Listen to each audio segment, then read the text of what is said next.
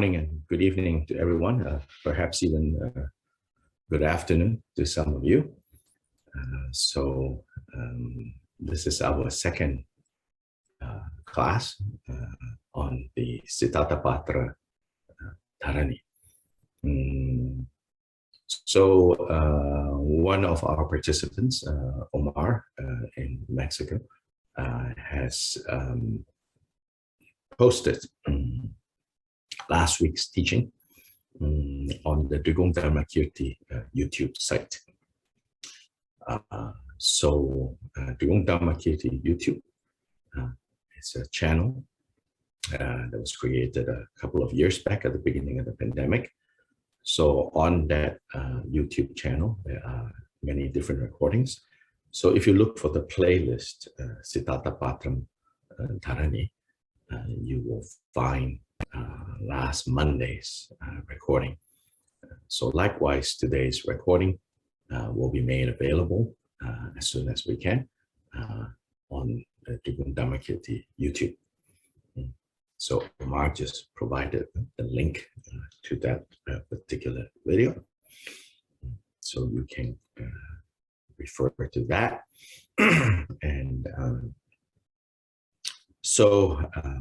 as always, we will begin now with the opening recitations. So please keep in mind those three excellences, that which is excellent in the beginning, that which is excellent in the middle, that which is excellent at the end. The excellent motivation at the beginning is primarily the content of what we will be chanting next. That's the excellence in the beginning with the excellent motivation.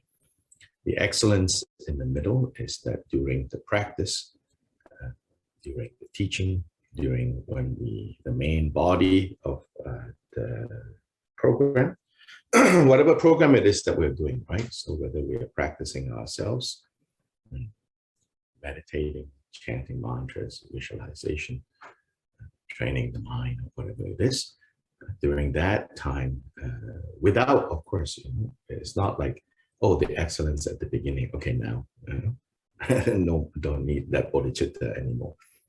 Without losing this bodhicitta, the excellence in the middle is the excellence of training in not grasping, training in not fixating. So training to be flexible, present, but flexible. Then the third excellence at the end for dedication is, in some ways you could say, taking a full circle back to the very beginning, which is the excellent motivation. So I would say throughout all three excellences, we can summarize it as the training in the two bodhicittas.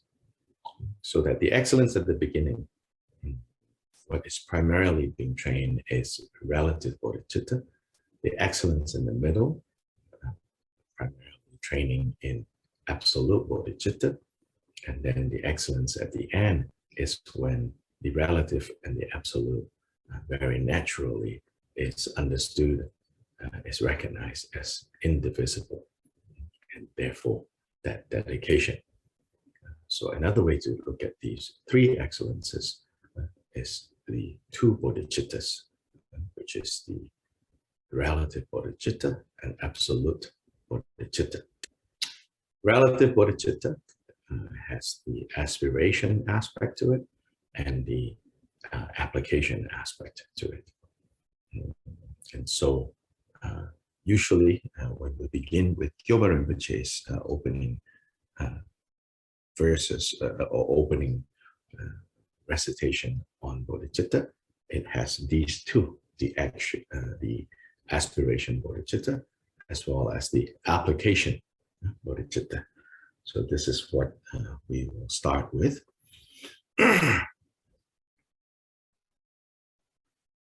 All other sentient beings, limitless as the sky, especially those enemies who hate me, obstructors who harm me, and those who create obstacles on my path to liberation and all-knowingness. May they experience happiness and be separated from suffering. I will quickly establish them in the state of the most perfect and precious Bodhi. O Mother, sentient beings, limitless as the sky, especially those enemies who hate me, obstructors who harm me, and those who create obstacles on my path to liberation and all-knowingness. May they experience happiness and be separated from suffering. I will quickly establish them in the state of the most perfect and precious Bodhi. O Mother, sentient beings, limitless as the sky, especially those enemies who hate me, obstructors who harm me, and those who create obstacles on my path to liberation and all-knowingness. May they experience happiness and be separated from suffering. I will quickly establish them in the state of the most perfect and precious Bodhi. Thus, until I achieve Buddha, I engage in virtuous deeds with body, speech, and mind. Until death, I engage in virtuous deeds with body, speech, and mind. From now until this time tomorrow, I engage in virtuous deeds with body, speech, and mind. In the Buddha, Dharma, and Sangha, most excellent, I take refuge until Bodhi is reached. By the merit of generosity and other perfections, may I attain Buddhahood for the sake of all wandering beings in the Buddha, Dharma, and Sangha, most excellent, I take refuge until Bodhi is reached. By the merit of generosity and other perfections, may I attain Buddhahood for the sake of all wandering beings in the Buddha, Dharma, and Sangha, most excellent. I take refuge until Bodhi is reached. By the merit of generosity and other perfections, may I attain Buddhahood for the sake of all wandering beings. May all Mother sentient beings, limitless as the sky, have happiness and the causes of happiness. May they be liberated from suffering and the causes of suffering. May they never be separated from the happiness that is free from sorrow. May they rest in equanimity, free from the bias of attachment and aversion. May all Mother sentient beings, limitless as the sky, have happiness and the causes of happiness. May they be liberated from suffering and the causes of suffering. May they never be separated from the happiness that is free from sorrow. May they rest in equanimity, free from the bias of attachment and aversion. May all Mother sentient beings, limitless as the sky, have happiness and the causes of happiness. May they be liberated from suffering and the causes of suffering. May they never be separated from the happiness that is free from sorrow. May they rest in equanimity, free from the bias of attachment and aversion.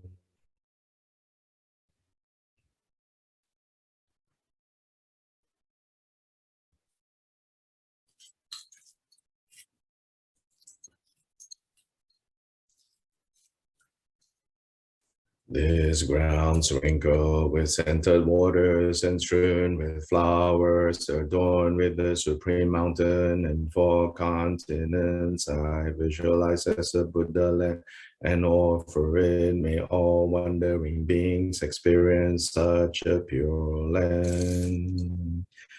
To the Gurus who possess the three kayas, I offer the outer, inner, secret, and thusness offerings with my body, wealth, and all phenomenal existence. Please grant the unsurpassed supreme attainment, whatever slight virtue that I may have gathered through prostrating, offering, confessing, rejoicing, requesting, and beseeching. I now dedicate it all to complete Bodhi. Om Guru Deva Taki Nirena Mandala Pratitya Soha. Please turn the wheel of Dharma of the greater and lesser and common vehicles in accordance with the dispositions and mental capacities of sentient beings.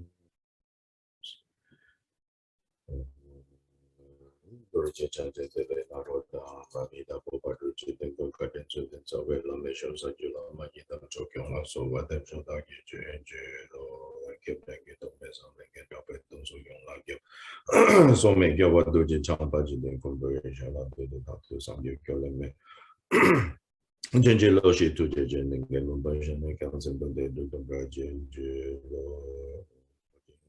Johnson Pelagis at Tondola.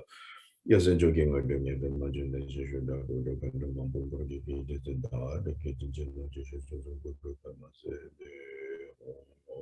joking you can put on there. This is a joking of 1 year, and joking don't ever. So, well, I'm a so.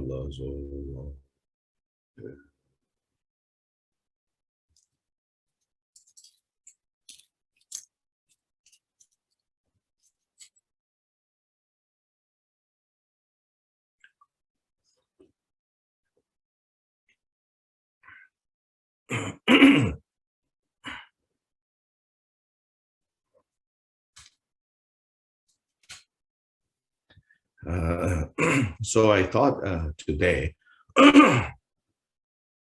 what I will do is to chant the Sitatapatra Dharani as it is translated into Tibetans, up to the point where we stopped in the kind of explanation of the different sections. So it's just the first section is where we are going to be.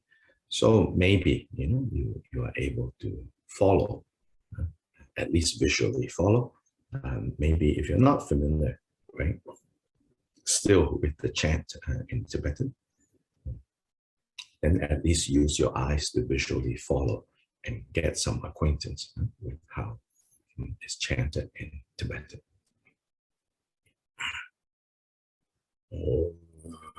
Gyaga Kedu Aya Tata Katulu Nishazitata Patam Aparajitam Mahatayangiram Paramasiddhanama Dharani Kedu Papa Deshin Shebe Sudurne Jungwe Du Karbo Jin Shingi Mitu Bajir Do Bajemo Jutu Juba She Jawe Sanje Gang Chanju Sempa Papa Nintoda Ran Sanje Tamje La Jase Lo Jom Den De Shingi Mitupa Suturya Mola Jase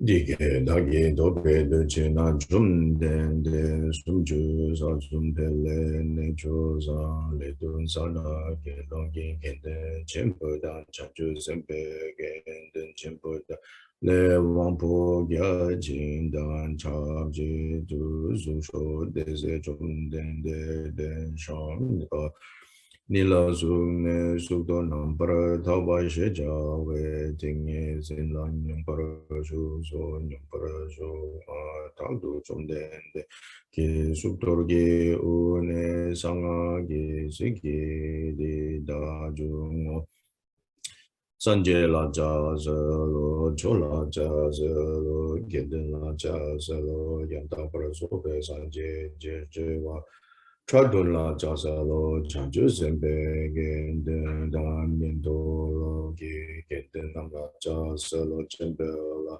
Soba Chanju Semba Semba Jemba Tamjela Jasalo Jiden Rajumba Namla Jasalo Gundu Zuba Namla Jasalo Lenji Jiro Namla Jasalo Jimmy Onwanam La Jazelo, Jidena Yanda Barasuwanam La Jazelo, Yanda Barasubanam La Jazelo, Le Dangsumo Baruwanam La Jazelo, Ringa Chang Rupe Dangsung Bendo, Nubanam La Jazelo, Ringa Chang Rubanam La Jazelo, Zang Bala Jazelo, Wampola Jazelo, Leiden Drabo Katu Dope Dabo Down Jebada Jazelo, Leiden Semegi Buchagya Jemboe Chagye, Pala Jazelo, Leiden Abo Jembo Dongetunse, Jepara Jebadudo Na Nepara Mopa Mamu Soki Chaje Bala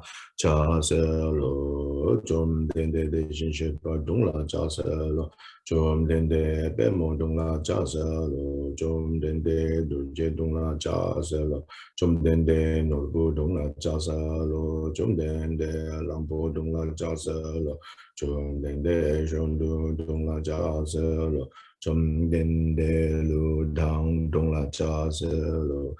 Chom dende de shin she pa da chom pa yang dang pa so be san je pa te pe di son je kya po la cha se lo chom dende de shin she pa da chom pa yang dang pa so be san je o pa tu me pa la cha se lo chom dende de shin she pa da chom pa yang dang pa so be san je mi kyo pa la cha se lo chom dende de shin she pa da chom pa yang dang pa so be san je mi gi la be du ye Ki o gya po la cha sa lo chung den de de shin she pa ra chung pa yang da pa zo pe san je sa le wang po gya po me to kun du ge pa la cha sa lo chung den de shin she pa ra chung pa yang da pa zo pe san je sha kya to pa la cha sa lo chung den de shin she pa ra chung pa yang da pa zo pe san je ren po je to gi gya po la cha sa lo chung den de shin she pa ra chung pa Yanda Prasanje Kundu Sambola Jazelo Jum de Shinje Pada Jumpa Yanda Prasope Sanje Namparanang Sela Jazelo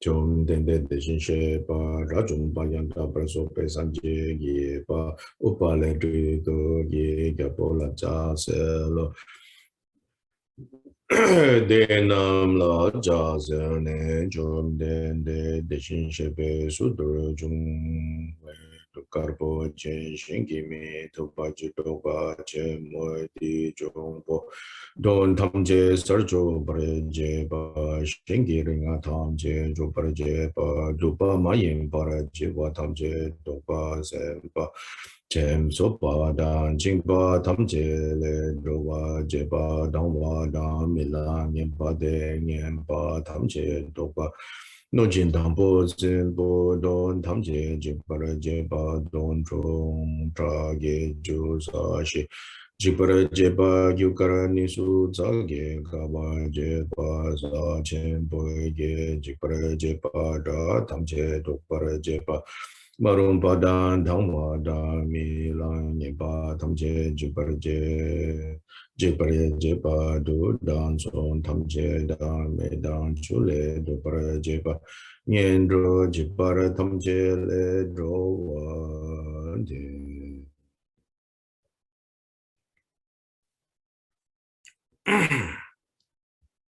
Yeah, so some of you know that in the 2 years then that when the pandemic started, from time to time, I would chant this Dharani and was live streaming on Facebook.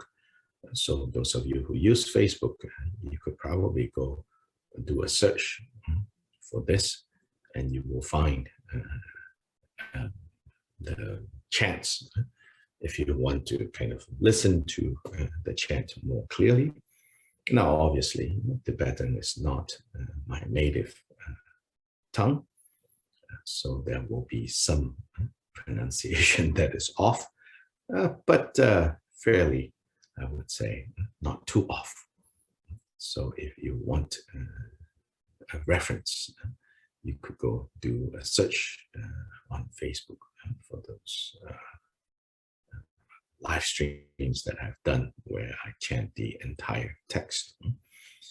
So last time, I think I mentioned that one good way, the way that I would recommend that if you want to engage this particular Dharani, this particular text in a more dedicated way, if for whatever reason you take an interest in this Dharani and want to cultivate this Dharani, I feel that you should not think of this Dharani as something that you do with a very specific goal in mind, such as like, to break a particular spell, to defend against a particular malevolent force, to do things like that. Even though, as if you read through the translations in many places, it is said this has the power to do this and to do that, and then specifically to break the spells, to break the power of various spirit beings, all the way from the most powerful deities in this world, such as Brahma, which is the lord of the Rupa Loka, the form plane or the form realm, all the Brahma deities there, and then Indra or Chakra, which is the lord of the Kamaloka, the desire realm, the king of the gods, and then the various different gods and spirits, and also like those spirit beings, sometimes called the spirit beings of the 8 divisions, various names, various categories. Later we will see, each of them are named and defeated. It will say, may the spike, the killer, may the spike break the spells of these beings, the curses of these beings, and may it turn back, may it repel the negative influence of any of these beings. So in some way you can say that if you read and you interpret literally the words of many parts of this Dharani, it seems to be engaging in what some might call spiritual warfare. So here, in my own experience, I can say that we should avoid having that attitude when we cultivate this Dharani. Instead, we should have the excellent motivation of bodhicitta, and we cultivate this Dharani, as I suggested last time. Think of it as cultivating a powerful force field, a powerful force field of protection. After all, the name Sitatapatra, the white umbrella, is essentially the concept of a force field. In ancient texts, including in the Pali text of the Theravada tradition, there are references to this white umbrella as a magical device for protection against harm, against malevolent intent, against suffering. Whether the suffering is deliberately directed in your way, whether you are a so-called innocent bystander when harm or violence is taking place, it is said that this white umbrella offers protection. So if you are interested, in the Sitatapatra Dharani, I think it is best that you approach your own cultivation of this Dharani, your own chanting of this Dharani, your own devotion to the Sitatapatra deity as represented in several different forms. Maybe the most famous one, if you type Sitatapatra, on Google, you get the form that has like thousands of heads and 10,000 eyes and thousands of arms and legs. That is like the most extensive form of Sitatapatra, with like 5,000 heads in 5 different colors. Then there are simpler forms of Sitatapatra where the Dharani appears as a goddess, simply with 2 arms, one arm holding an umbrella, a white umbrella, a white parasol. The other arm maybe sometimes holding a wheel, a Dhammachakra. Then some forms don't even explicitly have her holding a white umbrella, because she is the white umbrella itself. So then no need to hold, I guess. That's the rationale to forms of Sitatapatra, where she doesn't hold necessarily an umbrella. And so it's good, I think, to primarily train in cultivating Sitatapatra Dharani as building up this force field. Then as you build up this force field, as you cultivate this white umbrella, the extent of the umbrella can grow, meaning that the force field can then be extended to the people around you, to the environment around you, and then it extends and extends and extends and extends. Then naturally, you become a source of protection to others as well. So if we practice with bodhicitta, then this natural, as your force field becomes stronger and stronger, it can extend very naturally so that nothing is forced. When we practice the Dharma without forcing things, then nothing will go wrong either. It is when we get greedy, it's when we get fanciful, it's when we get tempted by the 8 worldly concerns, by the gain of power, by the gain of this and gain of that, and we become misled. Not misled by something out there. Whenever in Buddha Dharma, we talk about being misled. What we're talking about is being misled by our own kleshas, or kilesha in Pali. Being misled by our own kleshas. Because of our own kleshas, because of our nyongmo, Tibetan nyongmo, because of our afflictive emotions, we do not see things as they are. Whatever we see, whatever we experience them already influenced by, already covered by a layer of our own confusion and projection. Yeah. So then that is no longer clear seeing, that is confused seeing. So that's why appearances are deceptive. Appearances are deceptive because of our own kleshas, our own nyongmo.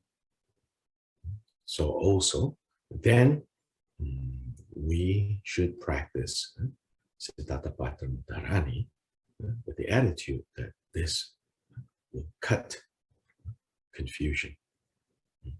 Then as more and more of our confusion is cut, then this force field grows stronger and stronger, and the force field gets bigger and bigger, then naturally the powers of this Dharani can be cultivated and activated without needing, without even needing, to get into the deliberate use of this Dharani to like counter attack and things like that. I think in Asia you hear more about these things because these traditions has been around longer. So then you hear of like these types of spiritual warfare, so to say. So again, I do not personally, I do not recommend you relating to this Dharani in this way. So last time, I believe we got to the point where the 10 homage to the 10 Buddhas, that section. So the homage to the 10 Buddhas, in one commentary, it is said that basically this represents, these 10 Buddhas represents Buddhas of the 10 directions.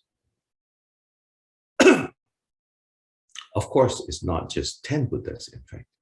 Each of them represent that particular direction. So the 10 directions, this is an expression found often in Buddhist texts. 10 directions then refer to the 4 cardinal directions, the intermediate directions. So that way we already have 8, and then up and down. That way we have the 10 directions. So in that list of the 10 directions, some of those names, I think we recognize most immediately, such as the second one, Amitabha. Then Akshobhya is also in that list. We recognize that quickly and easily. Then Vaisatya Guru, Medicine Buddha, is mentioned, is also in that list. So 2, 3, and 4, those Buddhas, we often hear of their names. 5, not so commonly, but some of you, if you have read a lot of sutras, you will see this name, Sapushpa Shalendra Raja. That's 5. Then 6, Buddha Shakyamuni. Obviously, we know that. Ratnaketu Raja, the next one. Again, if you have read enough sutras, especially, you will come across that name.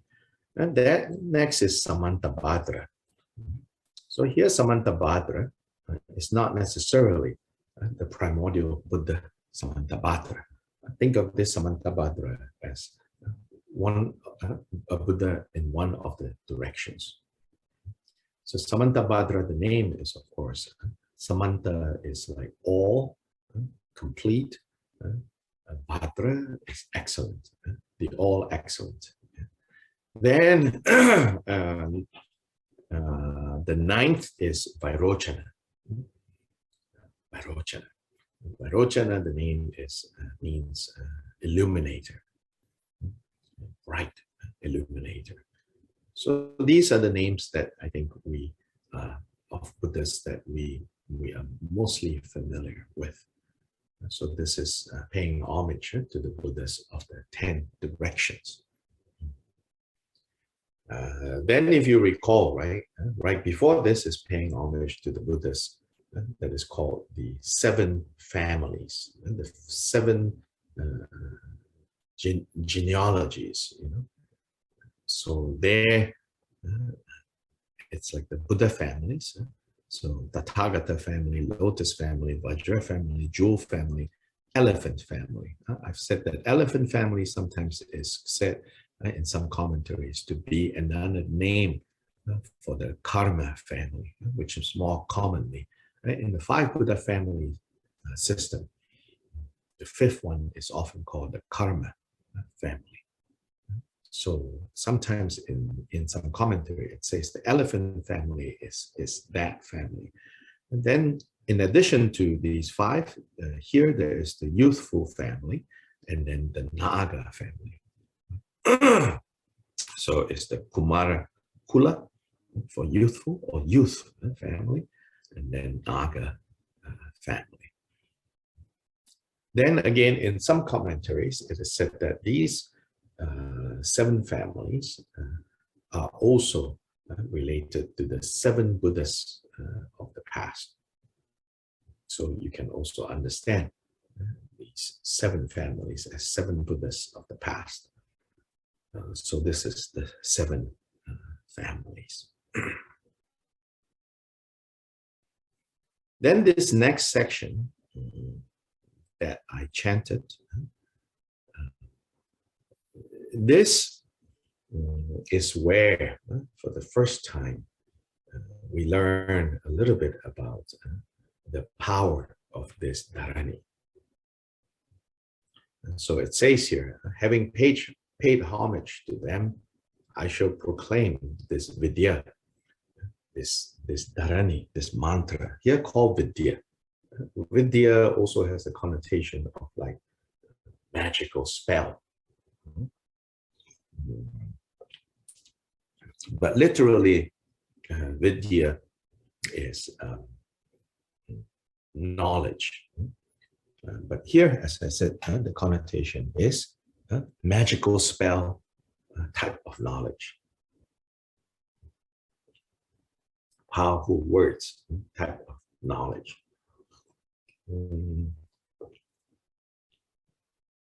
So here it says, I will proclaim this Vidya of Sitatapatra, born from the Bhagavan Tathagata's Ushnisha. Remember that according to the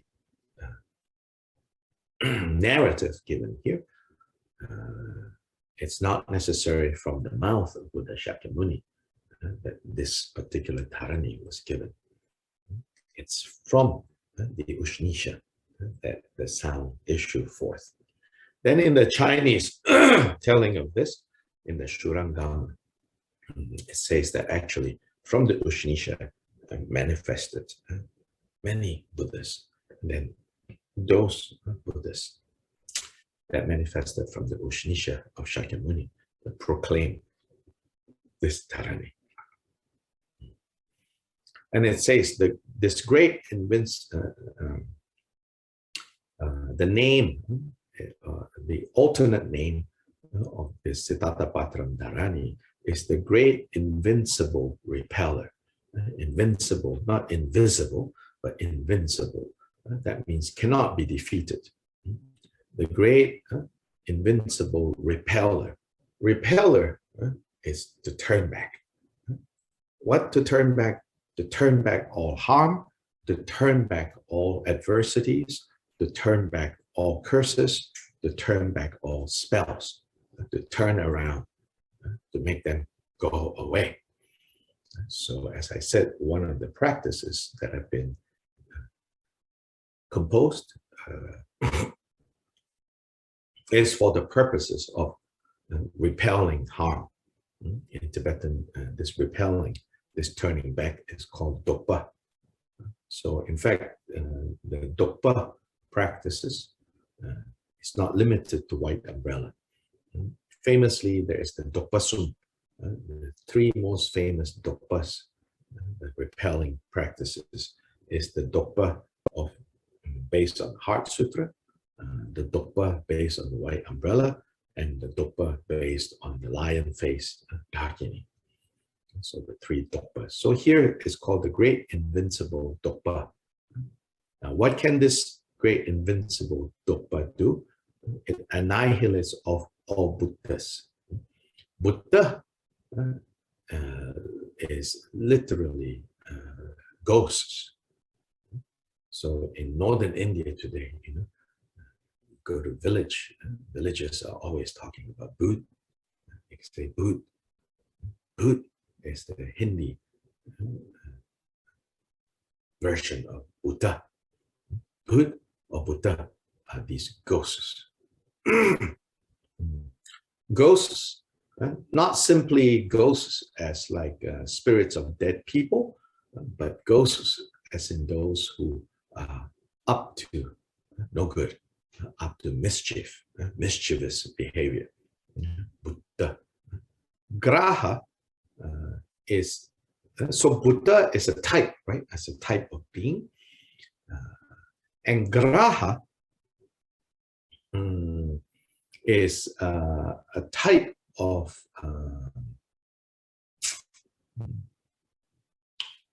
whereas Buddhas are like ghosts, right? That go around causing trouble, big and small. Graha is more, it's like Buddhas, but it has more of an energetic connotation. It's unclear, actually, whether grahas necessarily have sentience or not, or if grahas are actually like precisely the part about Buddhas that are causing trouble. Yeah. So sometimes this is translated as the graha of Buddhas rather than Buddhas and grahas. So graha is sometimes then translated as harm. So there's harmful aspects to each person. Whether we direct the harm at others or not is another matter, but then associated with us is a harmful side. So that's sometimes called graha. Another reference to graha are actually the constellations, the planets. So in ancient India, the alignment, like astrology basically, the alignment or the misalignment, so to say, of these planets, these grahas, they're also called grahas, these planets, can give rise to turmoil in the human realm. So I think people very fashionably like to say, it's Mercury in retrograde. So that's one example, like when the planets are sort of aligned a certain way, as the Earth moves around. Grahas turn up, harm turns up. So here it says it annihilates all Buddhas and grahas, or it annihilates all the grahas of the Buddhas, the harm of the Buddhas. I would say that if Buddhas are, if we understand Buddhas as these ghostly beings, and so when we say that we annihilate, when another word for annihilate, basically kill, this Dharani can kill Buddhas. So here again, we cannot take it so literally and say that the Dharani kills Buddhas. After all, Buddhas are sentient beings, and killing sentient beings is not skillful action. So if we understand this annihilate Buddha grahas, hyphenated, then maybe safer. We're not saying that we're killing the Buddhas, but what we are killing is the harm. The harm.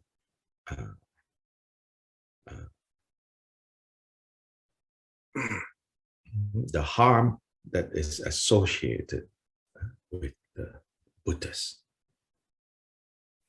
Then next, it breaks. The spell breaks all opposing spells. So any spells directed at us, it can break them. It averts all forms of untimely death, frees from all that slays or binds beings, averts all malice, nightmares, and bad omens, dispel harmful yakshagraha and rakshakshagraha. So here, it's more clearly expressed as the graha of the yakshas and the grahas or the rakshasas. Yeah, and yaksha is a type, a class of beings often associated with forests and jungles. Yakshas are those beings that inhabit the deep forests and jungles. They are associated with the fertility and the wealth that can be found in the deep jungles and forests, as well as the dangers of the forests and the jungles. Some of the earliest representations of Buddhist art found in where the great stupas commemorating the Buddha, many stupas were built. Before temples and things like that were built, stupas to enshrine the Buddha relics were built all over India. Then in the railings, the fence, right? The fence that demarcate the entering into the area of the stupa and outside, on these railings, in fact, images of yakshas and yakshis, or sometimes called yakshinis, so male and female, are depicted. So yakshas have a long history in Buddhism, basically because it's part and parcel of Indian culture. These are, you could call, nature spirits. And these nature spirits are ferocious, perhaps representing how the forests and the jungles are kind of intimidating places, you know. Today, when we think of forests and jungles, we might think, oh, go for a hike. That means human beings have already created trails for you to walk through. But in the ancient world, most of forests and jungles are impenetrable. And if you go in, you got to be very careful. So the yakshas dwell in these places. So they are ferocious. Many stories of yakshas, in fact, in the Buddha's life, some coming to try to harm the Buddha, some coming to try to protect the Buddha. So among yakshas and yakshis, there are both those who recognize the attainment of the Buddha and therefore pledge their protection and support. And then there are also those who come to oppose the Buddha, both types. The most famous of yakshas, at least in the Buddhist context, is Vajrapani. Vajrapani is from the yaksha realm. Vajrapani, one of the three great bodhisattvas, together with Avalokiteshvara and Manjushri. Vajrapani is a yaksha. So the wrathful form of Vajrapani is in the form of a yaksha. So if you look at the depiction of Vajrapani, he's pot-bellied, he's stout, strong, powerful, ferocious looking. So that's how yakshas are imagined. So if you Google, like Ajanta, you Google like the Sanchi Stupa, you will find the fences that still stand. You can see these yakshas and yakshis, and then forest trees and leaves.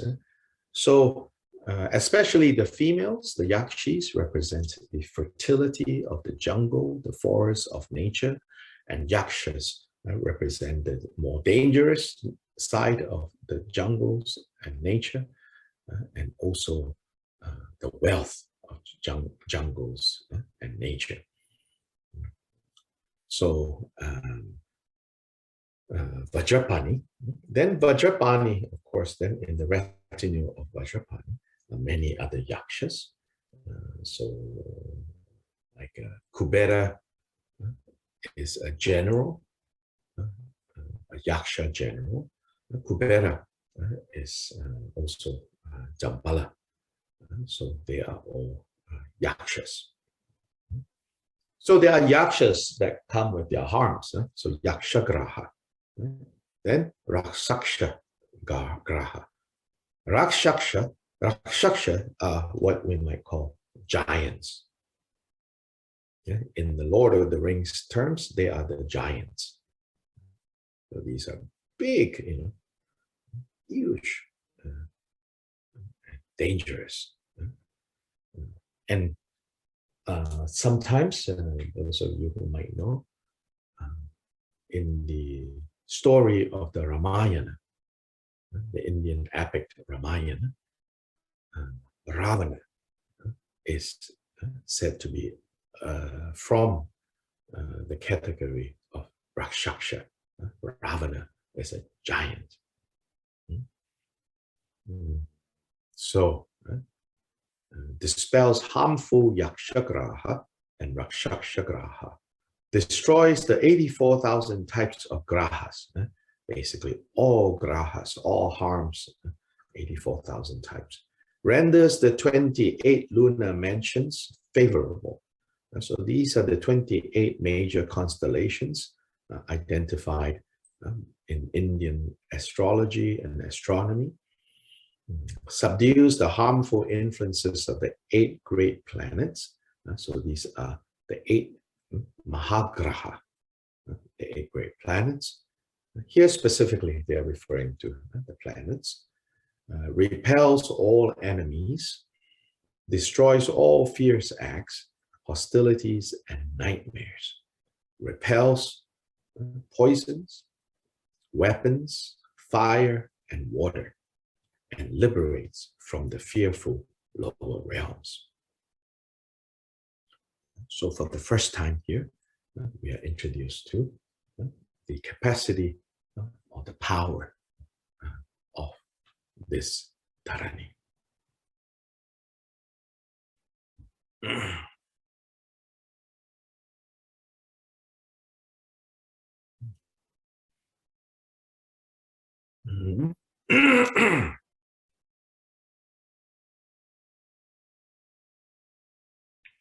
Then in the next section, the names of the other names of Sitatapatra are given. So these names basically are telling us the qualities of Sitatapatra. So she is renowned as. So basically, here are her names, but also these names are basically also praising her qualities. Yeah. So if you look, it says here, she's renowned as Aparajita, and that is basically means invincible, cannot be defeated. So the undefeated in the Lotsawa House translation, undefeated. Then she is also the greatly terrible Mahagora in Sanskrit. Then great, the really fierce, basically. Tumpachemmo is Mahachanda. Then the very powerful Mahabala. Then the greatly blazing Mahajwala. Then the great, and the one with great energy, Mahateja. And then the one with the blazing garland, Mahashweta, Mahashweta. Then Mahamala, then the white cloth one, Bandaravasini. Then Pangmanroma, there is Aryatara, Prikruti, the one of knitted brow, of frowning brow, knitted, frowning brow. In Sanskrit, Prikruti, Vijaya, the victorious one. And then again, Vajramala.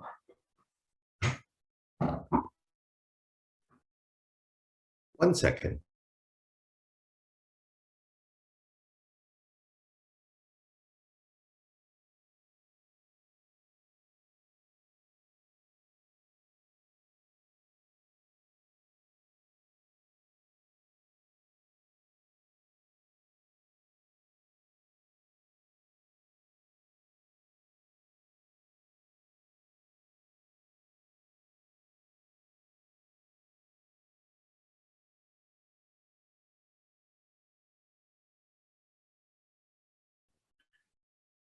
Sorry about that.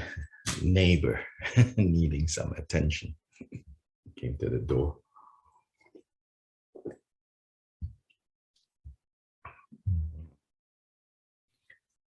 So these are all her qualities, her names.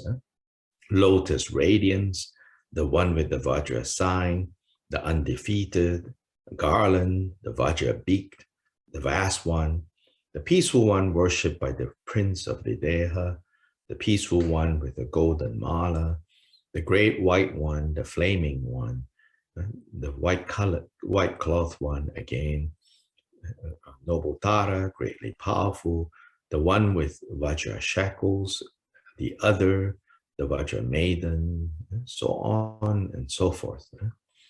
So one thing to note is that these names, right, they are also names associated with other goddesses known to Indians.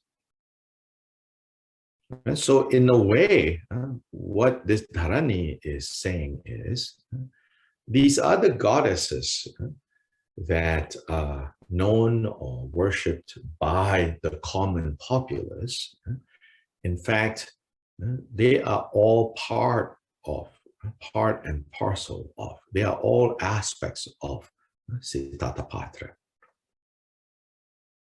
So these goddesses are those goddesses that Indians during the time when this is taught are quite popularly known as being powerful protectors against harm. So all of them is now said to be Sitatapatra.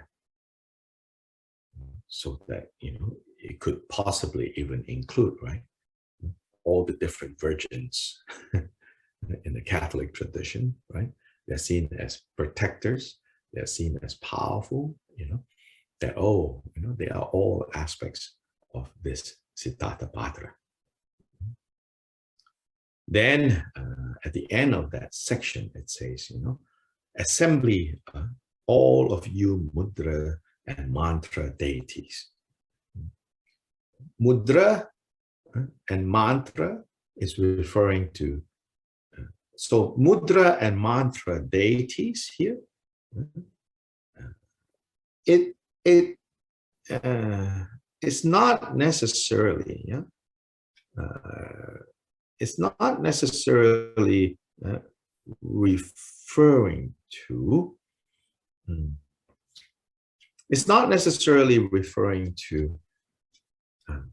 like separate deities. When it says mudra and mantra deities, mudra is referring to form. So I would slightly translate this differently by translating it as all of you, whether you are in the aspect of mudra, meaning in the aspect of personified, as this or that goddess in this or that form. That's mudra. Then mantra is the sound form, so to say, the sound form of Sitatapatra. So there is the form, right? The physical form manifestations of Sitatapatra. Then there is the sound manifestation of Sitatapatra. What are the sound manifestations? Then they are all these mantras, all these dharanis that comprise the main. In fact, when we say this is the Sitatapatram Dharani, it's not just one long Dharani. There are sections where it's technically not Dharani. Like what we have covered so far is technically not yet Dharani. In the next section, an actual Dharani turns up. So there are several of these Dharanis that turns up within this one text called the Sitatapatram Dharani. And so here it says, this whole collection of Dharanis or mantra and the forms, please protect us. Protect our family and our friends and all sentient beings.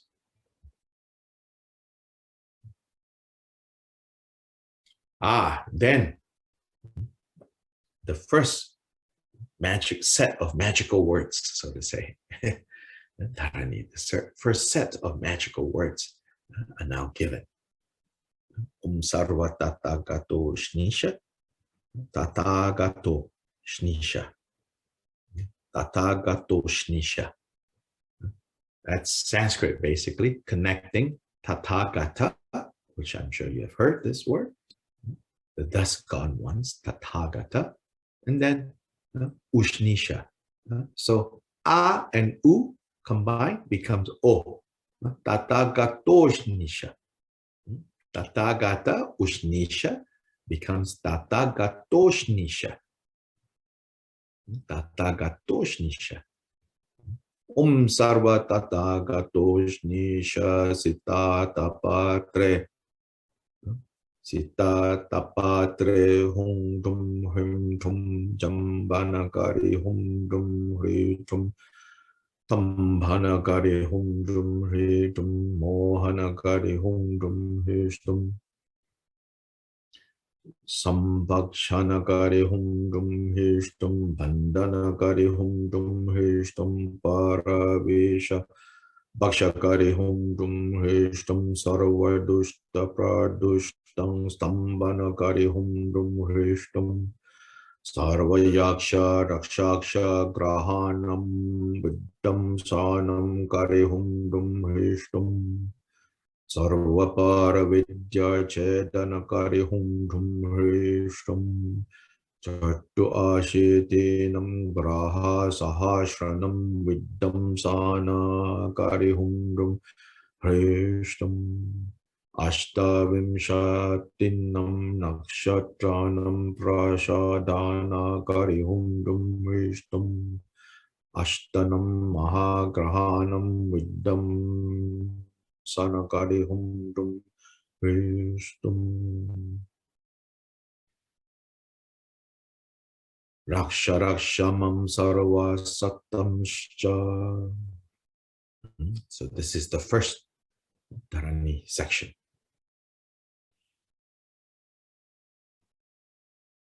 So here, Dharanis are not translated, the meaning. So in the Tibetan, also just the sounds are provided.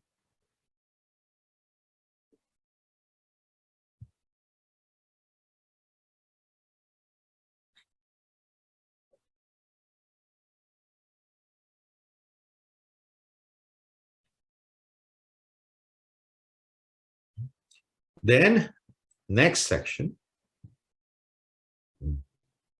again, basically a list of names a list of names of, again, goddesses known in the Indian world at that time to be very powerful, now said to be actually qualities, aspects of Sitatapatra.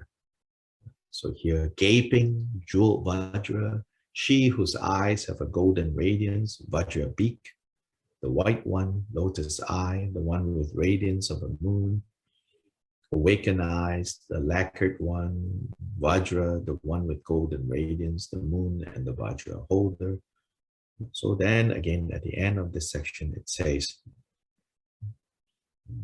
please, all of you, Vidya, Mudra, and secret mantra deities, completely protect us and all sentient beings.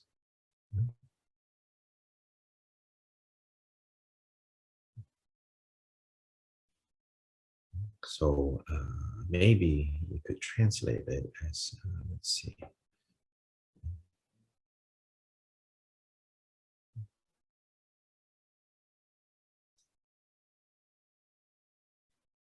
Yeah, so wait, an earlier section actually, hold on, before that, it's bring about well-being for us, right? Bring about well-being for us and all sentient beings within the mandala of the three planes of existence. The three planes of existence is the three lokas that I mentioned.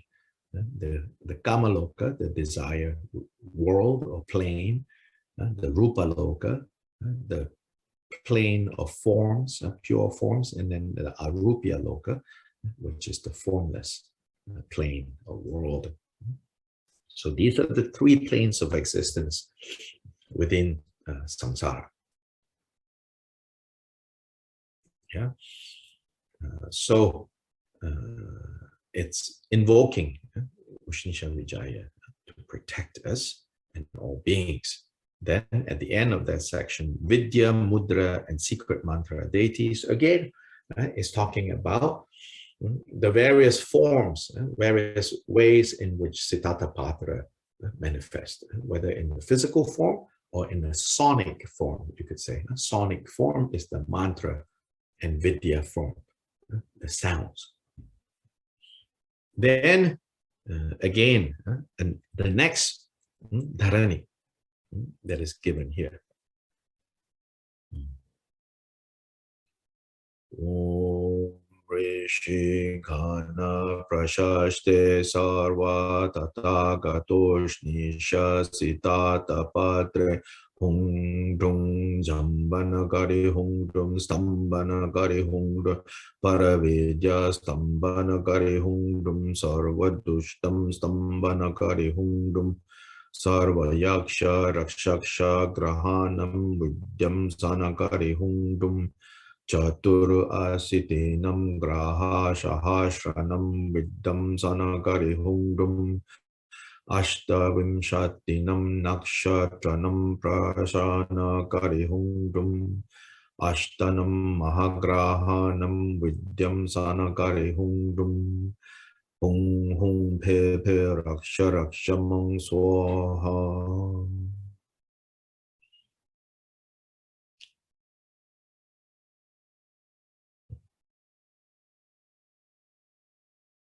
So if you look at this Dharani section, we can recognize, right, a few words. So Sarva Tathagatosh Nisha Sitatapatre. So obviously the Sitatapatra. So here Jambanakari Hundum, Stambanakari Hundum, Paravijya Stambanakari Hundum, Sarva Dushtanam Kari Stambanakari Hungum, Sarva Yaksha Rakshaksha Grahanam, Chatu Asitinam Graha Sahasranam, Ashta Vimshatinam Nakshatranam Prasadana, Ashtanam Mahagrahanam. So this is basically in the Dharani form, expressing the same that has been expressed in the translation. So for example, like I can recognize, right? Ashtanam Mahagrahanam, the last, towards the end of this second Dharani. Ashtanam Mahagrahanam is Ashtanam is 8, all 8. Mahagrahanam, the 8 great planets. The harm that comes from the 8 great planets. Sarva Yaksha Rakshaksha Grahanam is all, right? The Graha of the Yakshas and the Graha of the Rakshaksha. Para Vidya Stambana, all the spells, Stambana, to break all the spells, all these opposing spells.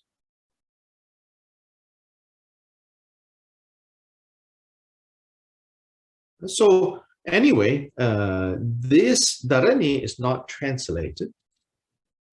Because it is not so important whether we know explicitly the meaning, because the power here comes from the actual sounds. So this is the sonic form of the deity. Yeah. And in some ways, the sonic forms of the deity is considered to be more essence than even the physical form of the deity. The sonic form, the sound form, the mantra form, the Dharani form, the Vidya form, they are kind of more refined, subtle dimension of the deity Sitatapatra. So the physical form that is painted with 5,000 heads and 10,000 eyes, that's less refined, and there is a sense of that. Yeah? Then it says Bhagavati Sitatapatra, or Blessed Sitatapatra, born from the Ushnisha of the Tathagata. Then again, her qualities: great goddess with 1,000 arms, great goddess with 1,000 heads, great goddess with 1,000,000,000 eyes and indestructible blazing characteristics, great exalted Vajra goddess, ruler of the mandala of the 3 planes of existence, please protect us.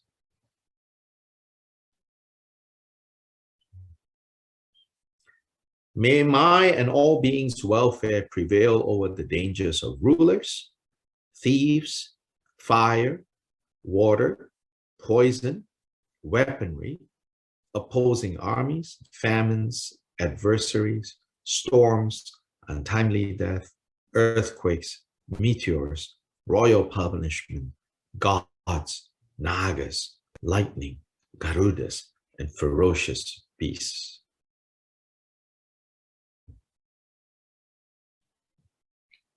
So these are sources of danger that people worry about.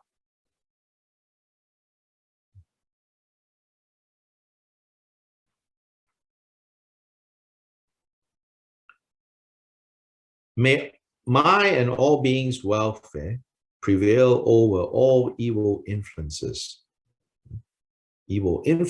that come from devas. So these are the god realms, So even these gods in the deva realms, if you for some reason make them unhappy, then they can cause harm. Right? These worldly gods.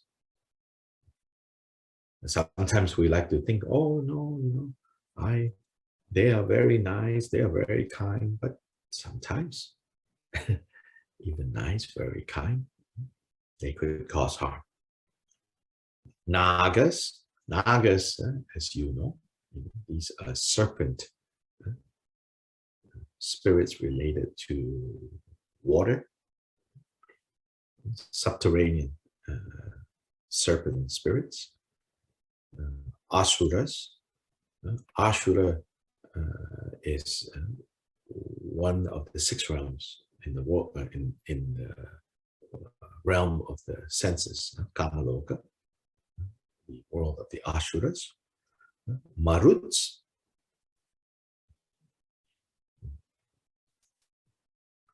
So here you have basically an inventory, so to say, an inventory related to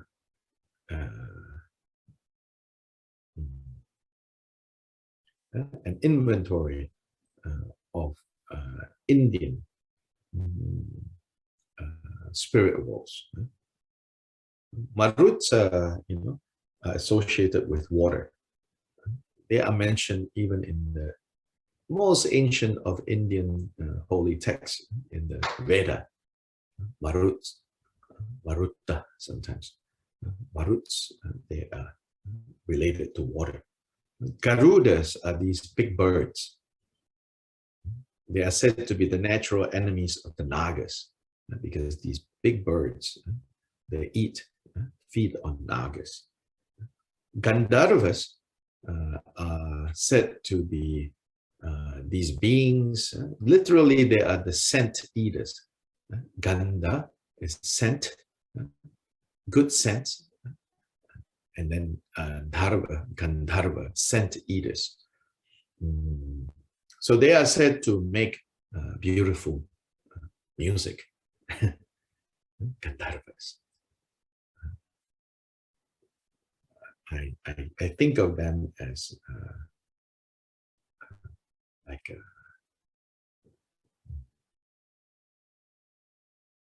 elves, Gandharvas.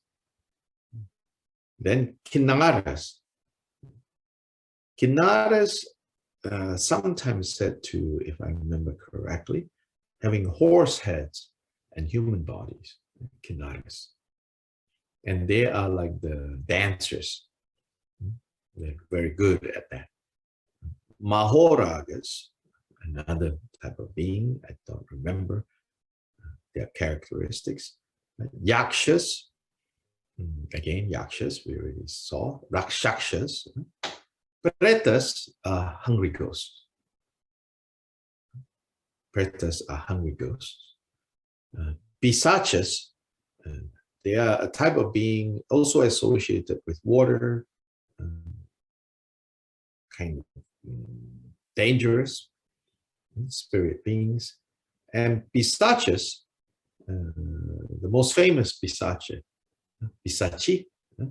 is in the last 2 years, is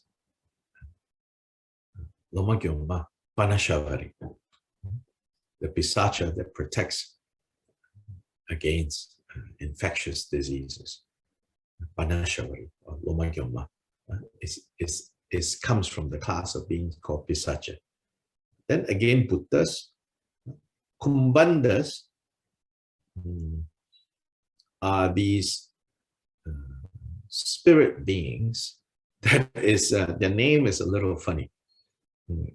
The name is referring, Kumbha is like a vase. So Kumbhandas is a male spirit with testicles that are very, very big.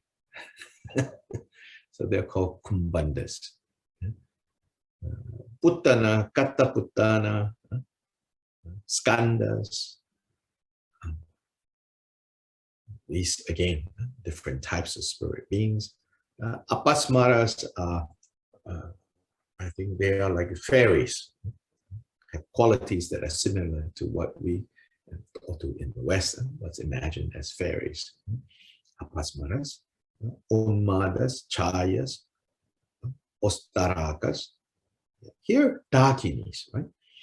So now, when we say Dakini, mostly we're thinking of the wisdom Dakinis. When people say Dakini, and especially female, especially when there is a female practitioner that people respect, have the habit of saying, "Oh, she's a Dakini, she's a Dakini." Yeah. So, we have this kind of one kind of understanding of what Dakinis are.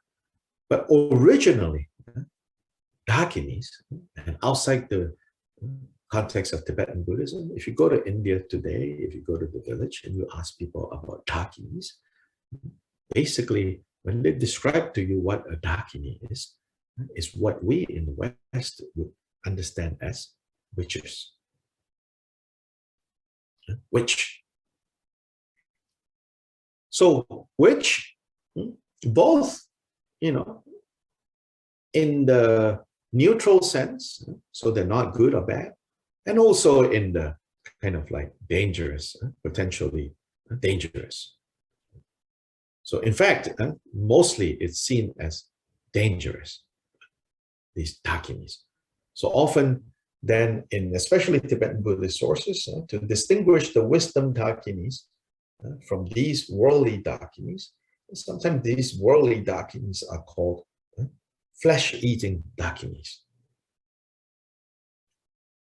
So there's a play in this idea of calling in the Vajrayana wisdom, beings with wisdom, Dakinis, because in the same way that worldly Dakinis would devour, would eat and consume you, may basically kill you and eat you, wisdom can kill you and eat you up, but in a different way, right? Kill the samsaric you and eat up your samsaric corpse.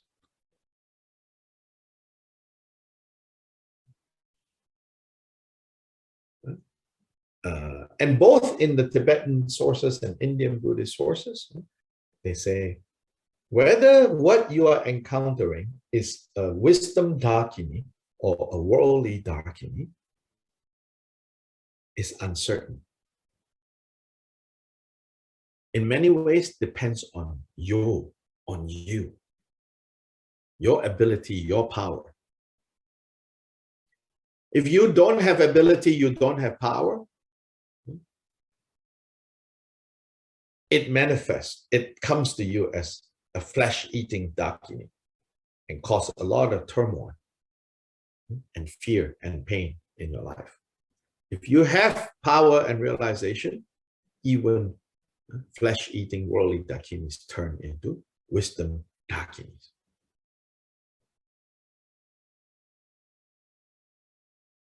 So that's Dakini.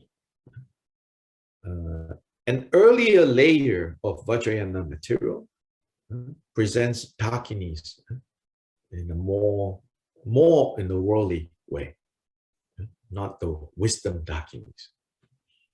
So for example, in Japanese Buddhism, which is an earlier layer of Vajrayana, they have also Dakinis. They call it Dakini Ten, as in the Dakini deities. Here they are imagined as fox spirits in Japan, the Dakini Ten. They are fox spirits, or spirits that can take on the form of foxes. So there it has also a connotation of a trickster type of being. So that maybe reflects the ambiguous status of Dakinis as flesh-eating or as wisdom. They are tricksters, right? In the way they're testing. Then Revatis, Yamakas, Shakunis, Matrinandis, Samikas, Kanta Kamalinis. Many different types of spirit beings. Then, so here, in a way, we are given, right? You could say, we are given an inventory of these deities. of these spirit beings.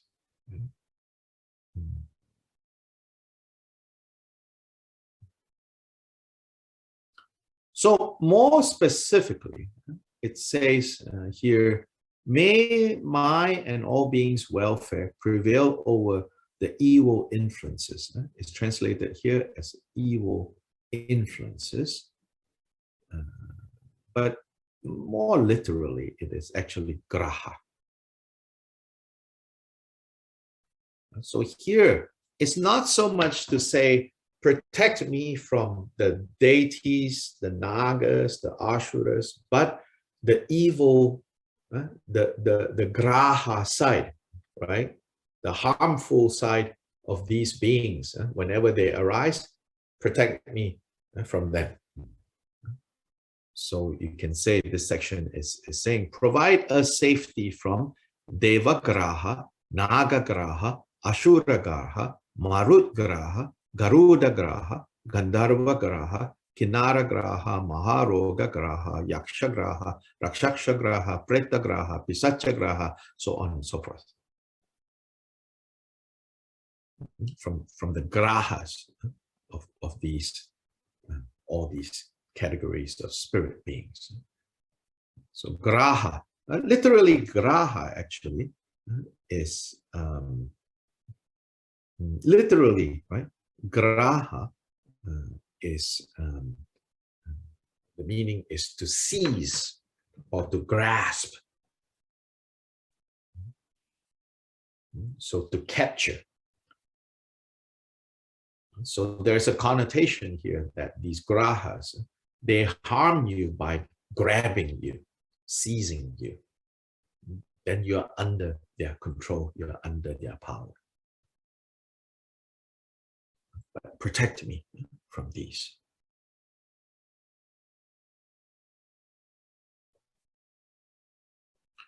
In the next section, protect us against evil spirits. So now, not more specific, those evil spirits who feed on vitality. And so again, now there's another list of sources of harm. So I don't want, again, I think you have noticed by now, I don't want our learning of these things turn you paranoid or superstitious. But sometimes it is said, the information that is in this Dharani, and this is especially, I think, emphasized in the Chinese tradition, in the what they call the Shurangama mantra, which is essentially this white umbrella. So there it is often explained and said, because this Dharani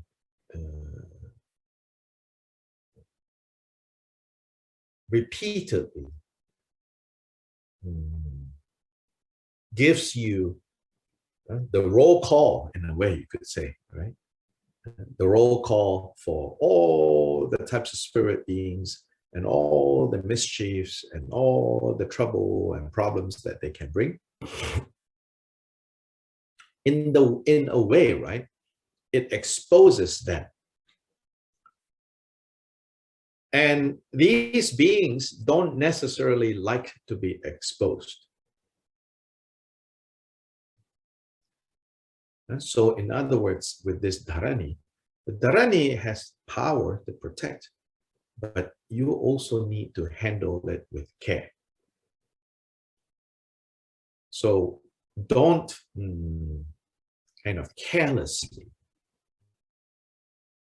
without proper motivation, without proper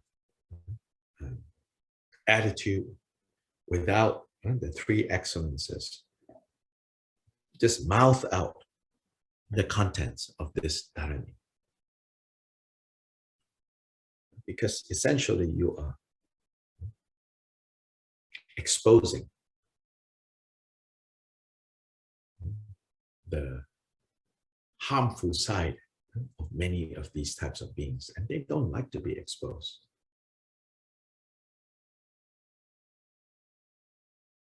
So there is. So, especially in the Chinese tradition, they say, if you are going to cultivate the power and the protection and the force field that is the white umbrella, then you should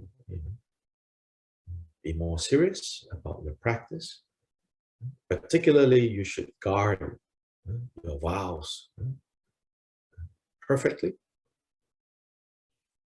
Really pay attention to the precepts. Precept against killing, the precept against stealing, the precept against sexual misconduct, the precept against lying, and the precept against intoxicating the mind. The 5 precepts at the very least. You should pay attention to that.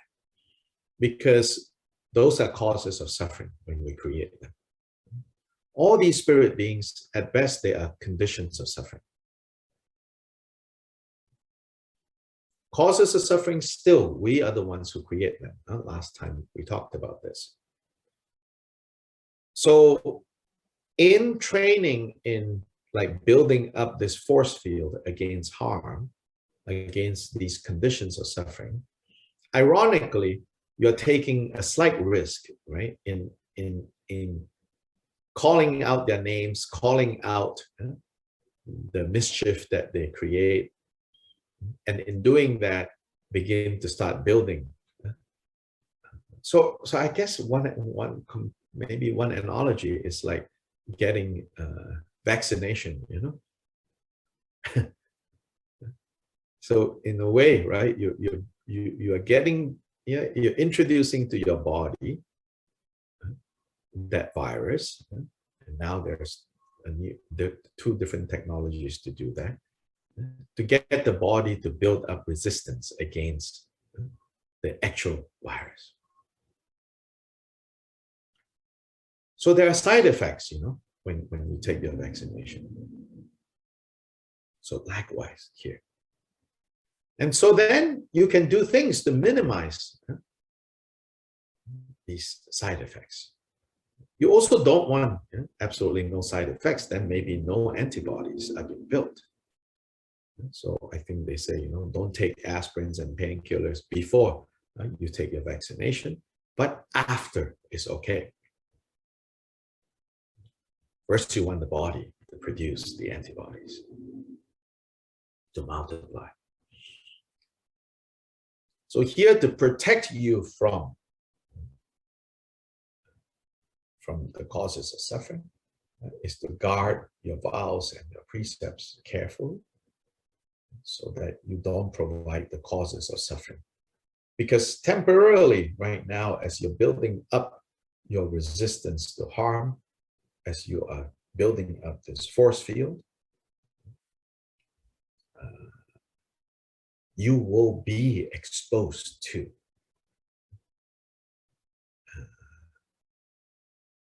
a milder version of this harm, and there might be some side effect. But you can, afterwards, so to say, the equivalent of afterwards, take some painkillers to minimize the experience of the side effects as this force field is being built.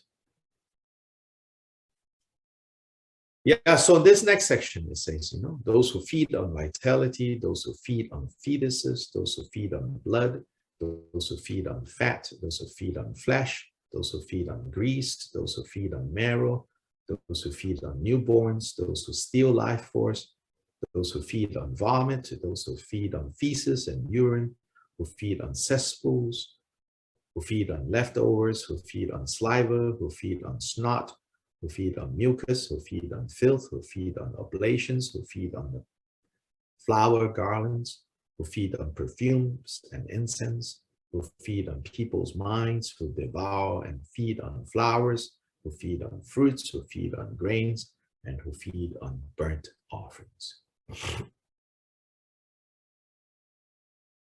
So there are harmful beings that feed on these things.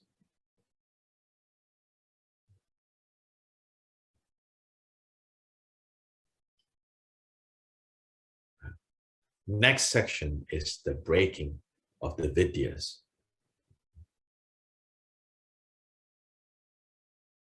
Break the Vidyas, meaning the spells, cast by all grahas, and strike them with the kila. Kila is the peg, it's the spike, sometimes called the dagger, but it's not really a dagger. It's more like a tent spike, kila. Strike them with the kila. And here them, right? Don't think of it as striking the grahas or striking the heretics. The next one, it says, break the Vidyas cast by heretics and strike them with the kila. And this them, we should understand them as not the heretics and not the graha, but the Vidyas, the spells, the curses that are unleashed by grahas. Break them and strike them. And break the curses and spells cast by dakas and dakinis and strike them with the kila. Strike the spells. Break the Vidyas, break the spells, break the curses cast by Brahma. Even Brahma sometimes. Actually, in the Hindu mythology, many times you see Brahma cursing people. This is not Buddhist, not just Buddhists, like, sometimes people say, oh, these are Hindu gods. So then Buddhists are not friendly to Hindu gods. Then they say, they give a bad name to Hindu gods to say that the Hindu gods can cast spells and curses. No, if any of you, I don't know about if any of you have this. When I was growing up as a kid, like in Malaysia, I got my hands on, because I went to visit India when I was quite young. I was only 13 when the first time I went to India. And I discovered these comic books. They're like the Marvel comics, but this is the Hindu comics. So it's called Amachitra Kata. Amachitra Kata. You can buy them on Amazon now. Of all the Hindu Ramayana, Mahabharata, and then all the different Hindu gods and their stories. In there, left and right and up and down, all these gods are constantly cursing each other. Shiva would get upset, would curse someone. Then Brahma would get upset and curse someone. Then Vishnu would get upset and curse someone. Then the goddess would get upset and curse someone. Then all these curses then causing more problems, and then this and that and all of that. So this is not, at all like Buddhist framing Hindu gods and say here, Brahma, cast by Brahma, these spells. No, it's part of Indian culture to understand that powerful gods, like the Greek gods, they are up to all kinds of things. Sometimes they are helpful, sometimes they are dangerous. So here, break the cast, the Vidyas, cast by Brahma. Maheshwara, that's an alternative name for Shiva, the great god, Maheshwara. Rather, the great Lord, Maheshwara. Mahadeva is great god, also another name of Shiva. Break the Vidyas cast by Narayana. This is Vishnu. So the three great gods of India. Break the Vidyas cast by Tattva Garuda, one of the powerful gods, Garuda, the great Garuda. Vidyas cast by Mahakala. Mahakala here is not the Dharma protector Mahakala. Mahakala here is the worldly god, the wrathful Shiva, Mahakala. Break the Vidyas cast by the hordes of matras, the mamos. Remember the matra? Literally the mothers, right? The mamos. Break the Vidyas cast by Kapalikas.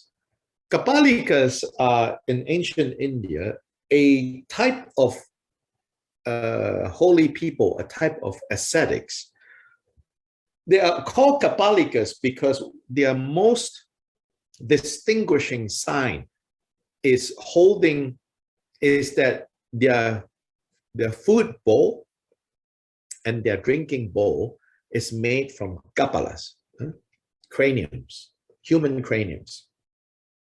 They carry that bowl everywhere they go. So they're called kapalikas.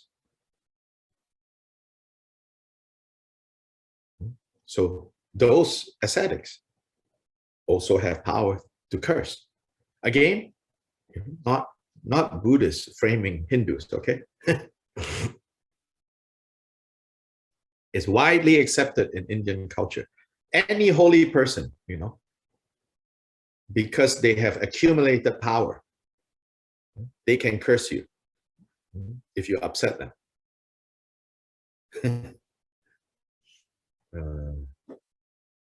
Then break the vidyas cast by Jayakara, Madhukara, Siddhikara, and Sarvata Sadhana. These are four powerful spirit beings. And strike them with kila. Break the vidyas cast by the four bhaginis. Then break the vidyas cast by Bringiriti, Nandikeshwara, and Ganapati. Ganapati is another name for Ganesha. Nandikeshwara is the bull of Shiva. Shiva sits on this bull. Break the vidyas cast by naked ascetics. Break the vidyas cast by shaven-headed ascetics. So this is an inventory of different types of religious spiritual practitioners. Then this next one is a little curious. Break the vidyas cast by arhatas, like arhats. But obviously, this is not talking about, like the Buddha's arhat disciples cursing people. We don't have those kinds of stories associated with arhats. Here, the arhatas are referring to other spiritual figures who say they have achieved a state called arhat. They say they have achieved a state called arhat. But at the same time, right, they continue to curse people.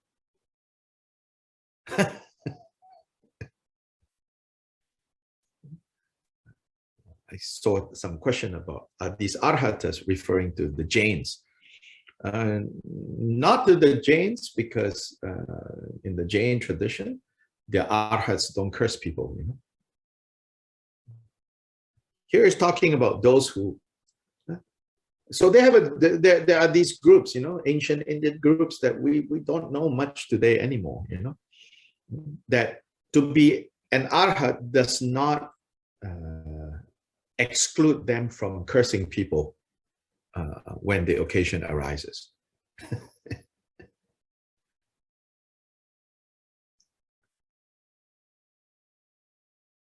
So,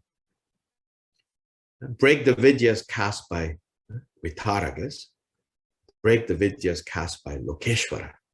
Lokeshwara here is Lord of the world, Then sometimes in some commentary, they say, oh, this is Avalokiteshvara. So of course, it's not Avalokiteshvara, the great Bodhisattva. Why would the great Bodhisattva cast spells?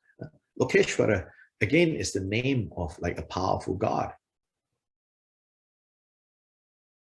Yeah, I think we should not forget, many of these names, it's like English names, Steve, David, Samantha, Caitlin. Well, there is the Caitlin that casts spells, and there is the Caitlin that is enlightened. There is the Maria that casts spells, and then there's the Maria that is enlightened. So just because it says, break the spells cast by Maria, it doesn't mean the Virgin Mary is casting spells at people or cursing people. But there's some other female figure called Maria that's casting spells, cursing people. break the vidyas cast by Vajrapani, in fact, it says here. Again, mistaken identity, not the Bodhisattva Vajrapani.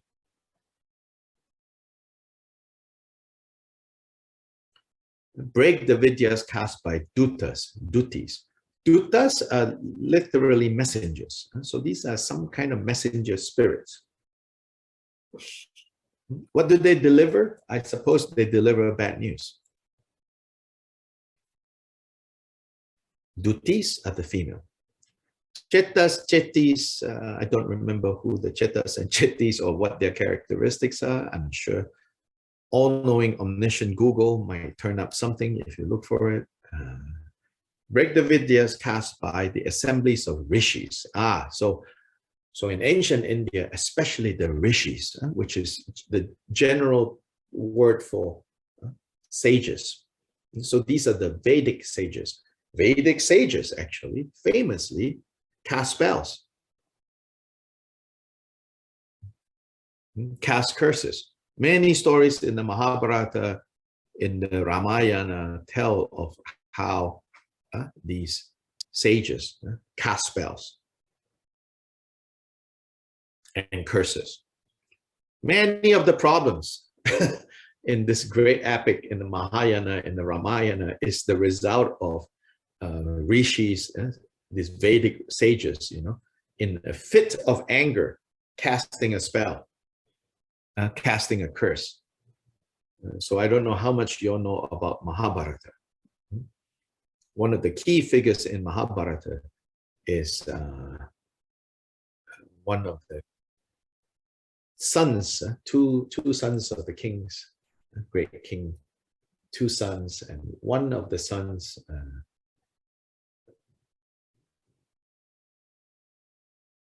was cursed to become blind by some rishi. Then later, she and her wife, he and his wife got exiled into the forest as punishment. And then one day, while they were in the forest, walking around, because he was blind, so he can't see. Something like that. And he heard some sounds. Some human sounds.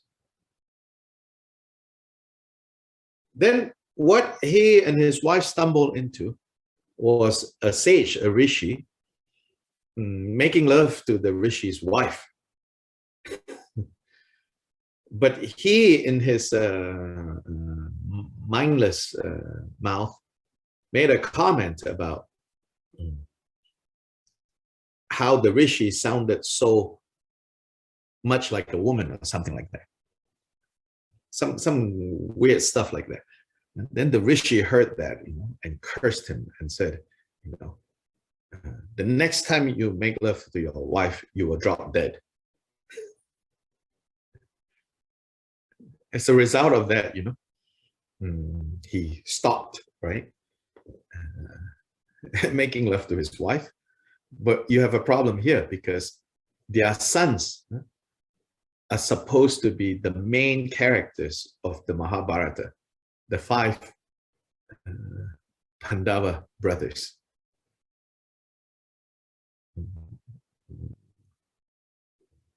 Yudhishthira, Arjuna. So the 5 sons are supposed to be the main characters of this Mahabharata. So now you have a problem, He's supposed to give birth to these 5 sons, but then the rishi cursed him, and so he cannot do what he needs to do to give birth to the 5 sons. Then the gods have to intervene. The gods came, different gods came and got his wife pregnant. Then that created a new set of problems. So Hindu stories are filled with, these rishis, giving out like curses left and right and up and down, like police on the highway giving speeding tickets, Sometimes it even seems like they are waiting to trap you and then to curse you. So here it says, break all of that. So break vidyas cast by, next, the host of gods.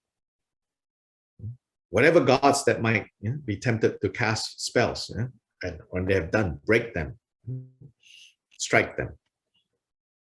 And finally, assemblies of eaters of unsuitable things, strike them with the killer. And then homage to Bhagavati Sitatapatra, born from the Tathagata's Ushnisha, worshipped by all Buddhas and Bodhisattvas, protect us, please. Then a Dharani is given. Ashitana Larka Prabhas Buddha Vikashita Tapatre Jwala Jwala Kada Kada Hana Hana Dara Dara Bidara Bidara Chinda Chinda Binda Binda Binda Binda Hong Hong Pe Pe Soha. Then a longer Dharani. So here is the Dharani, more or less summarizing what has been translated before this, the list of all the harms and all the dangers. So pe is like to dispel, it's the syllable for cutting, like in chö. I'm sure many of you know chö. Use a lot of pe. Pe is the syllable associated with cutting. So here, he pe ho pe amo gaya pe apratihataya pe varadaya pe varapradaya pe prayangi ritaya pe ashura bidraya nakaraya pe paravidya vidrapanakaraya pe sarva devebhya pe.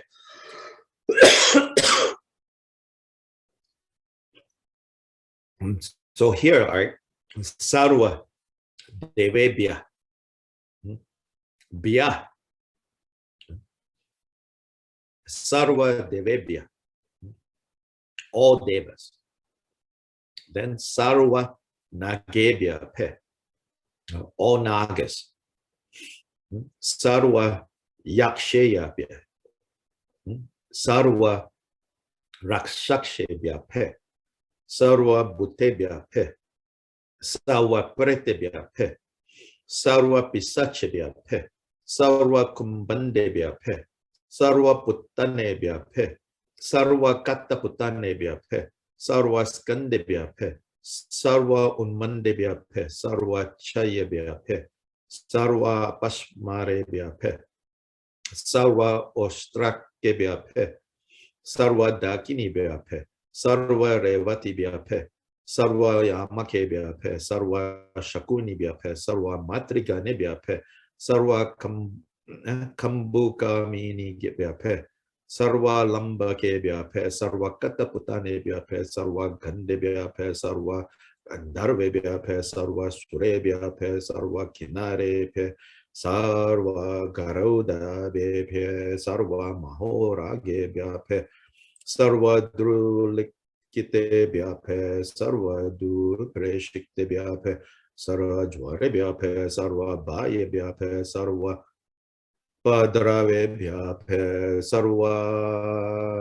sarvopa sargebhya pe, sarva krita karmane ka koredebhya pe, kirana vaitebhya pe, chicha peshaka sarva dushchariditebhya pe, sarva durmuktebhya pe, sarva tirtakebhya pe, sarva shraminabhya pe, sarva patakebhya pe, sarva vidya dharebhya pe, jayakara madhukara siddhikara sarvata sadikya sadekebhyo vidya charebhya pe, chaturbhyo bhaginibhya pe.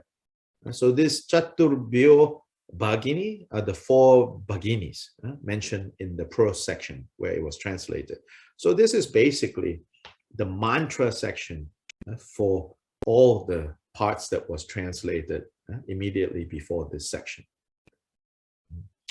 Vacha Kaumariya Kulandhare Vidyachare Vyaphe Sarva Maha Prayangire Vyaphe Sarva Sankalaya Prayangera Rajaya Phe Mahakalaya Matrigana Namaskritti Phe Brahmayani Phe Vishnavi Phe Maheshwari Phe. So Brahma, Vishnu, Maheshwara, Raudri Phe Rudra, Mahakali Phe Mahakali, Chamundi Phe Kaumari Phe Varahi Phe Indra Phe Agni Phe Yamaya Phe Niriti Phe Varuna Phe Maruti Phe Somaya Phe Ishani Phe Kalandhari Phe Kalaratri Phe Yamadadi Phe Yamaratri Phe Kapali Phe Adi Mukti Smashana Vashini Phe Stum Benda Benda Raksha Raksha Mang Swaha. Stum Benda Benda is to bind. It's to bind. It's also to demarcate, meaning to draw a line and say, you stay there, I'm over here. You stay here. Raksha Raksha is to protect. So in this last part here is an inventory, a list of all the great devas, gods. So Brahma, Vishnu, Maheshwara, meaning Shiva, Rudra is the wrathful aspect of Shiva, Mahakali associated with Shiva also, but here Mahakali, the female of Mahakala. Chamundi is the name of a fearsome goddess. Kaumari, also that name. Varahi, meaning pig face, sow face. So obviously this is not Vajravarahi, but there is another spirit being called the sow face. Indra, the king of the gods. Agni, the fire god. Yama, lord of death. Niriti, I don't remember. Varuna, water, ocean. Marut, another water deity. Soma, a type of drink offered in sacrifices. Isa, Kaladariye, Kalaratri are the associated with cemeteries. So then in Vajrayana, you have Dharma Palace called Kalaratri. Again, that's a different Kalaratri. Yamadadi, Yamaratri. These are the retinue of Yama, the Lord of Death. Kapali, those Kapalikas, the skull cup holders.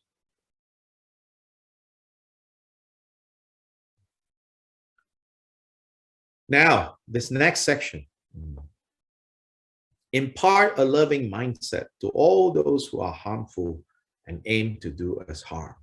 All those who are dangerous or harbor dangerous intentions, all those who are evil or harbor evil intentions, all those who are vicious or harbor vicious intentions, all those who are aggressive or harbor aggressive intentions, protect us and all beings.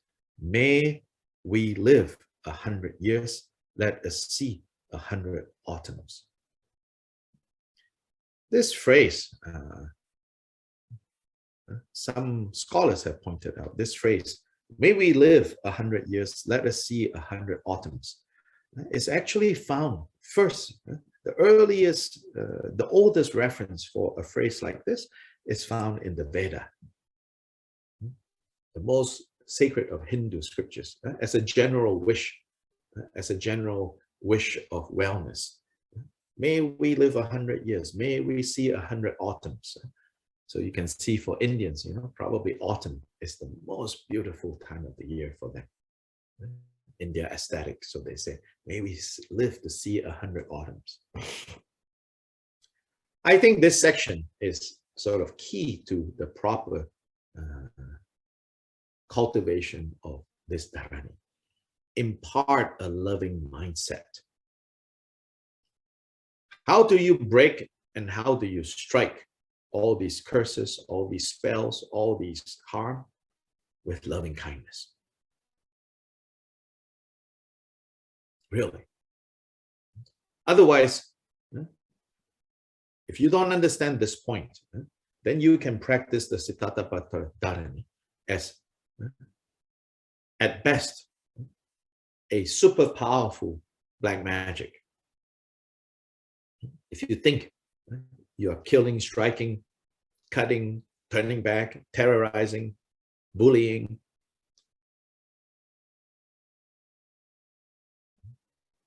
then it's not Buddha Dharma.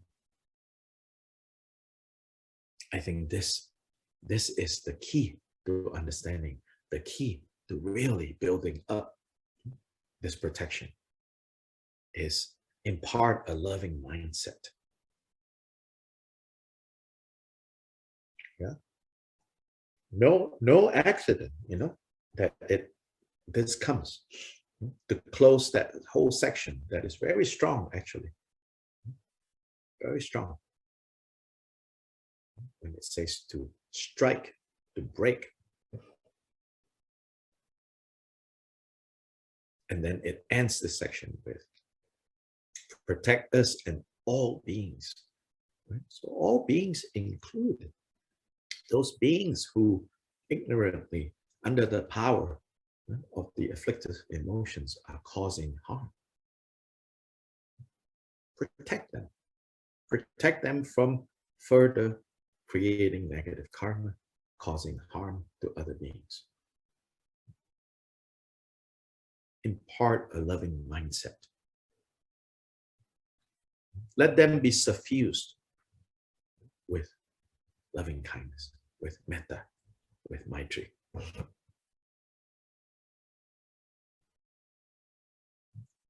So that can only start if we generate loving kindness.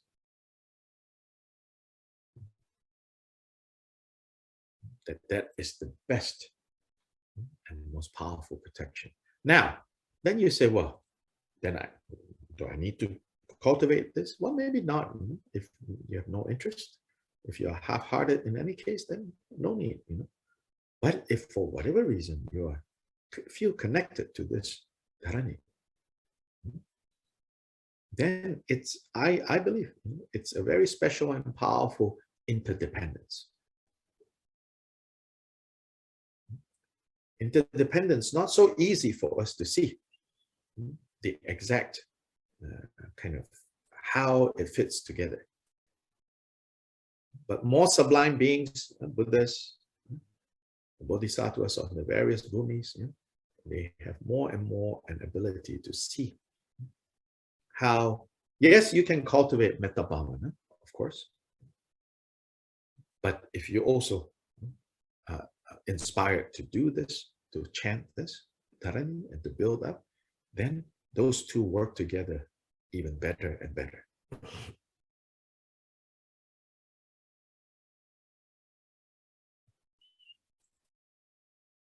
Yeah, so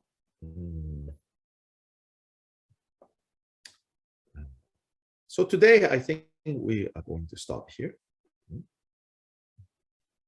The next section, just to say, in some ways, it repeats what have already been said before. So it's like offering different dharanis and different prose section for purposes that are not clear to me. Commentaries, it seems, don't really say, exactly why this section is being repeated. Yeah. And I think why, in a way, will come as we cultivate this, as we chant this more, as we cultivate this force field more, then you yourself will discover it. What is the meaning of the repetitiveness? Say, wait, I thought we already said this, but now it's said again, and then another mantra, another dharani is offered. and then another Dharani is offered. So I trust, I believe, slight kind of understanding that they work in a different way, different level. So yeah, you'll see that it will be repeated again. Those who feed on this, those who feed on this, those who feed on that, that comes up. Then again, protect us from Deva Graha, Naga Graha, Asura Graha, Yaksha Graha. So we have we have already seen that. Then dispel all infectious diseases, whether those who recur daily, those who recur every 2 days, those who recur every 3 days, those who come back every 4 days, every 7 days. Then a list of chronic diseases that arise from wind, disturbances in bile, disturbances in phlegm, which is mine right now, phlegm. Then also a list actually of different diseases known in the Indian world. Pain in the joints, pain in the ribs, pain in the back, pain in the stomach, pain in the waist, pain in the urinary tract, pain in the thighs, pain in the calves, pain in the hands.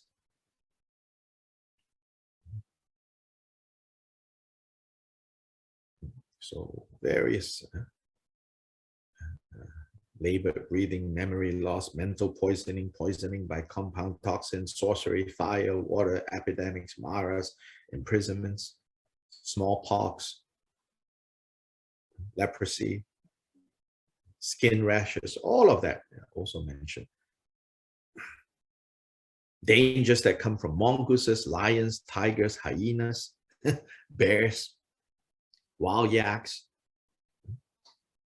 Facebook, Instagram, TikTok.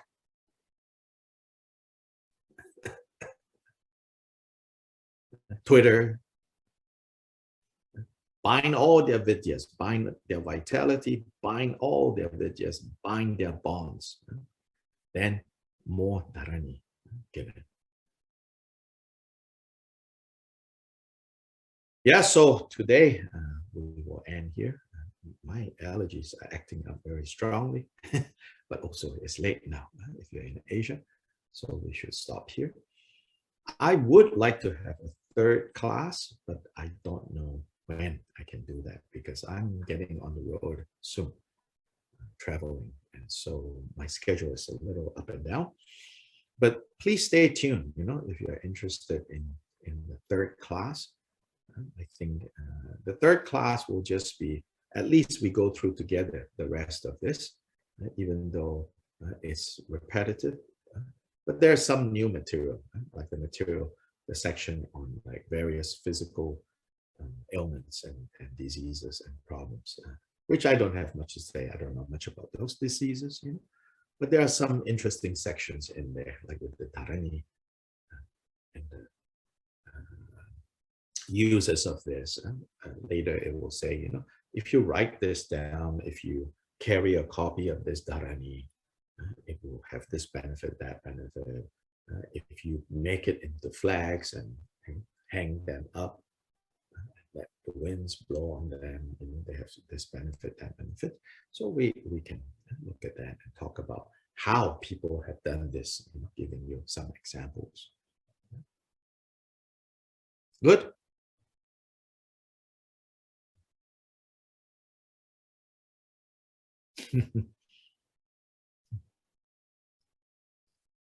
Yeah. So at the end, the excellence at the end. So before we chant the bodhicitta dedication, which says, excellent and precious bodhicitta, where it has not arisen, may it arise. Where it has arisen, may it not decline, but increase higher and higher. So before we chant that in Tibetan, take a moment to think about how many other beings like us, similarly, we want happiness, we don't want suffering.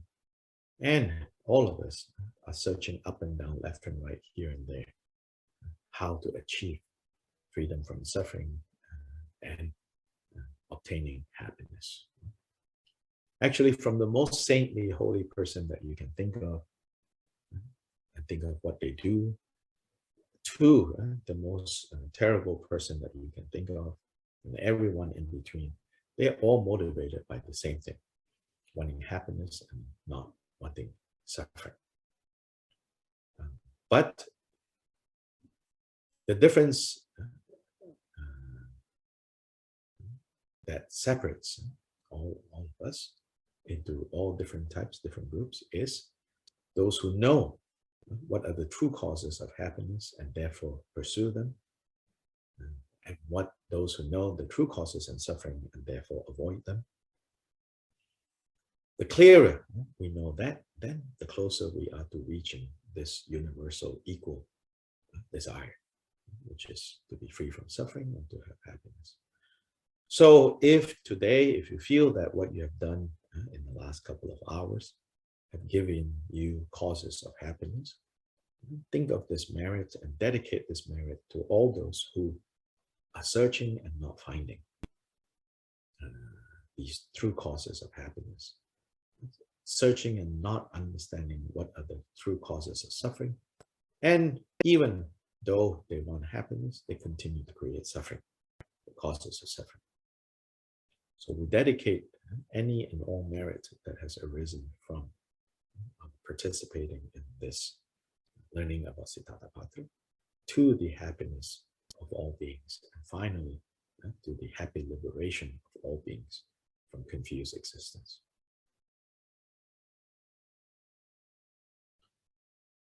Changju Semcho Rinpoche Ma Ge Bana Ge Gyuche Ge Ba Nyam Pa Me Pa Wo Ne Gong Du Be Wer Shu.